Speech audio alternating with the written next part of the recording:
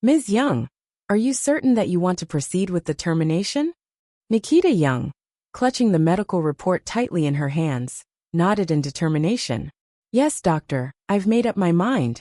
The doctor sighed wistfully, but did not attempt to change her mind. Very well then. The best time frame for a pregnancy termination would be between 35 and 55 days after conception. Out of concern for your current health, I've scheduled your procedure to be carried out in 10 days. Thank you, doctor. Nikita found a spot on the bench in the waiting room. With one hand lightly stroking her still flat tummy, she booked a flight ticket back to her hometown in 10 days. At that very moment, the little television screen in the waiting room was broadcasting a live stream of Nextronics' product launch. Nextronics was a company that rose steadily to fame over the past few years, not only because it boasted an impressive array of state-of-the-art digital devices, but also because of its handsome, intelligent, and incredibly wealthy CEO.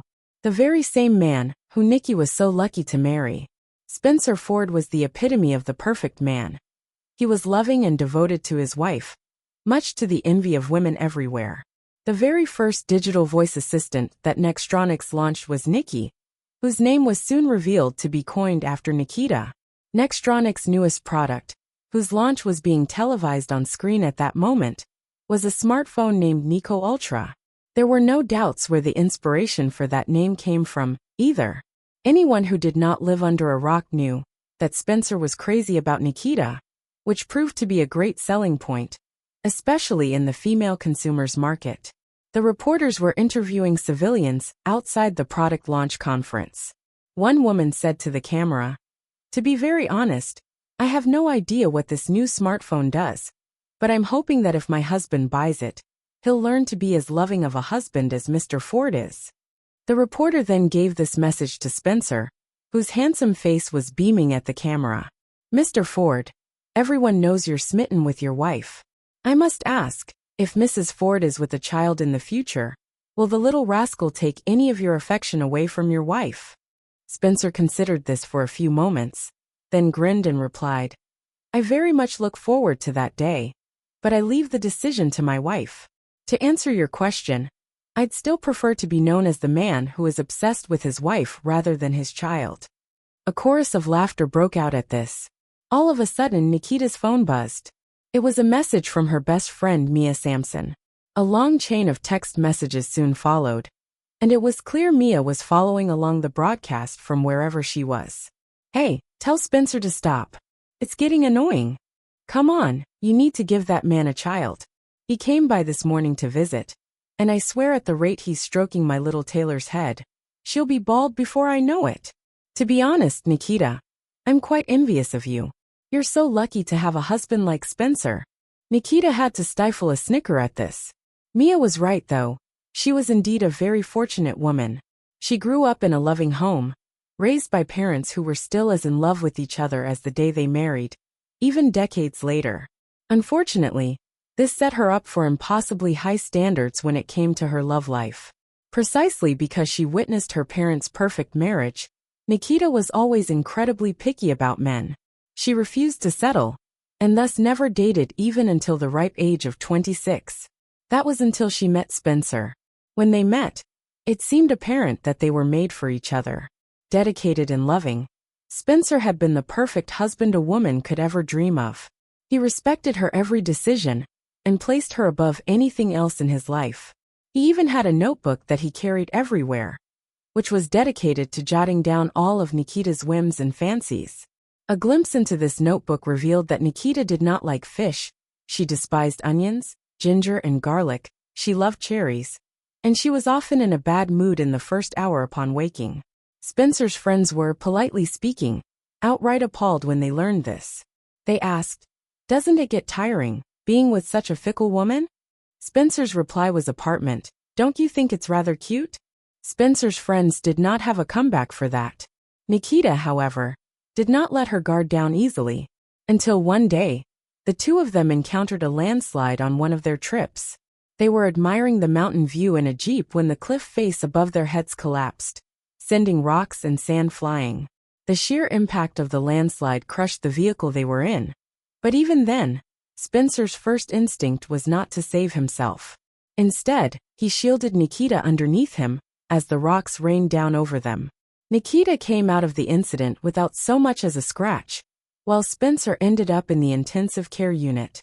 3 times during his admission everyone thought they would lose him, but he pulled through in the end. How could Nikita not be touched by this sheer display of unconditional love? This man risked his life for her. Surely there could not be a love greater than this? It was then that Nikita finally agreed to marry him.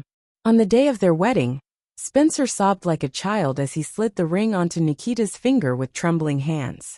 He said solemnly to her, "I, Spencer Ford, will take Nikita Young as my lawfully wedded wife, to have and to hold from this day forward, for better or for worse, for richer, for poorer, in sickness and in health, to love and to cherish till death do us part. I'll never betray you, Nikita, for I love you with my whole heart and more." Nikita replied in a voice barely above a whisper, "I hope that's true, Spencer, because once I leave I'll never turn back." Spencer loved her more than anything else in this world, and so she loved him in return. Unfortunately, it seemed life had different plans. 2 weeks ago, Nikita made a startling discovery. It turned out Spencer slept with another woman behind her back. According to the hotel check-in records, the affair was ongoing for at least 6 months, and Spencer met up with his mistress twice a week. Spencer turned back on his vows. Her marriage, as she knew it, fell apart and vaporized in a cloud of dust. Nikita stroked her belly, scrawled her signature on the divorce agreement, and stuffed it into an envelope. Even though Spencer turned back on his promise, she was still a woman of her word. She would leave and never return. Half an hour later, Spencer showed up at their front door, covered in sweat and panting as though he had run a marathon. It seemed he rushed home from the product launch as fast as he could. He put his arms around Nikita and murmured, "Darling, I just got a call from Mrs. Lewis. She told me you're pregnant. Is that true? Are we going to have a child?" It took Nikita all she could to hold back her tears. She nodded slowly. "Yes, we are." She did not tell him that in exactly 10 days, the child would be gone, and there would never be another one. An oblivious Spencer was so overjoyed by the news that he did not know how to act. As soon as he snapped out of his stupor, he called his secretary and chirped, "Everyone gets double the bonus this month." Then, he called everyone he knew and basked in the glow of the heartfelt congratulations. Nikita chuckled at this. She handed him the sealed envelope and said secretively, "I have another present for you." Spencer was about to open the envelope, but she stopped him just in time. "You're not allowed to open it until 10 days from now. It's a surprise." Spencer immediately set a reminder on his phone for the date. He kissed Nikita and crooned, "I'm the luckiest man alive." Nikita smiled but did not answer. The next morning, Spencer cleared his schedule for the morning, so that he could bring Nikita to a private hospital, funded by Nextronics, for her obstetric checkup. After receiving confirmation that the pregnancy was viable, he laid his head gently against Nikita's belly. His assistant reminded him, "Mr. Ford, it's still too early to feel the baby kicking." Spencer grinned. "No, I can feel it, I can feel it." His assistant had to stifle a chuckle. Spencer bombarded the obstetrician with questions regarding Nikita's care during her pregnancy.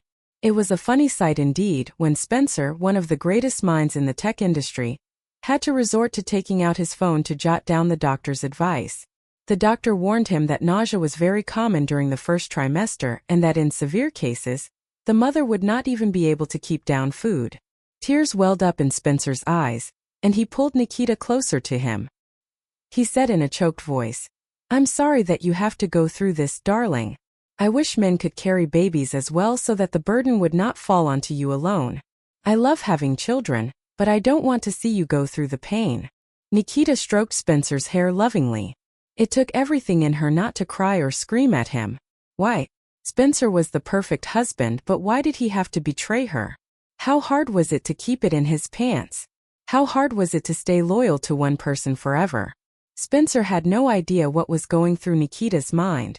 At this point, his phone was buzzing nonstop with messages from his secretary.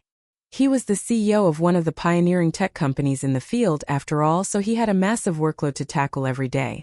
Having cleared his morning for Nikita's doctor's visit, He had even more work to do that afternoon. He did not like the idea of leaving Nikita alone, however, so he brought her with him to the office.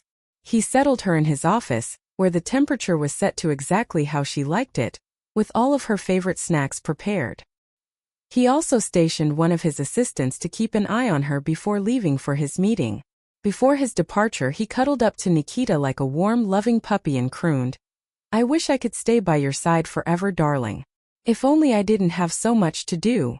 Spencer did not seem to mind showing his affection to his wife in front of his employees.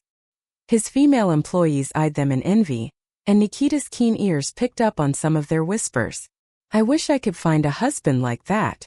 Mrs. Ford is a lucky, lucky woman. Mr. Ford usually keeps such a distance from women that I thought he'd be just as stiff and cold at home, but turns out he's the exact opposite. Mrs. Ford is quite a catch, too. She's gorgeous and smart, for that matter. I hear she graduated from an Ivy League school. She's the perfect match for Mr. Ford. We just have to admit that we aren't good enough." All of a sudden, someone from among the crowd scoffed. It was an attractive, curvaceous woman dressed in designer clothing from head to toe. She tossed her designer bag on the desk and said snarkily, "What's there to envy?" Everyone turned to her in awe. "You have nothing to envy, Queenie. Your husband spoils you as well. Everyone knows your husband just bought you Maybach, Queenie. What a stunning car. You're so blessed, Queenie. I also hear that your husband's buying you a bungalow soon." Spencer's assistant noticed Nikita eyeing the woman and whispered, "She's one of Mr. Ford's assistants as well. Her name is Queenie Cadwell.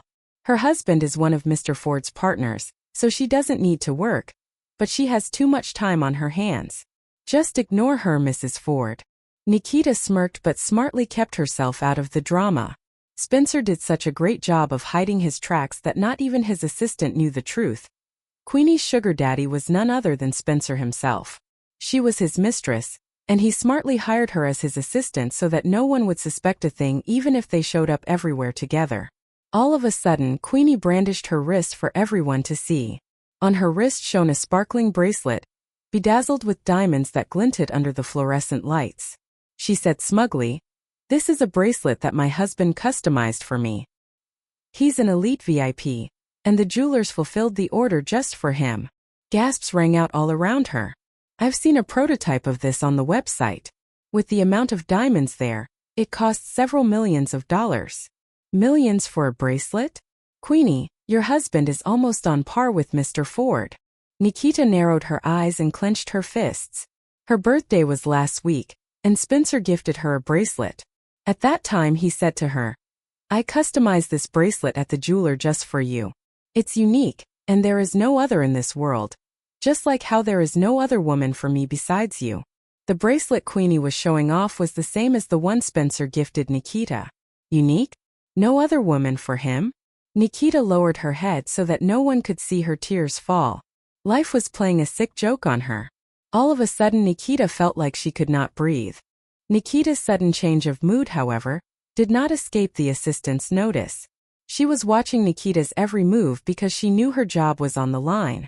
Nikita was the apple of Spencer's eye, and if anything happened to her, she would be sacked before she could even blink. She immediately notified Spencer of this, and 5 minutes later Spencer showed up, having just come out of a meeting held over an international phone call.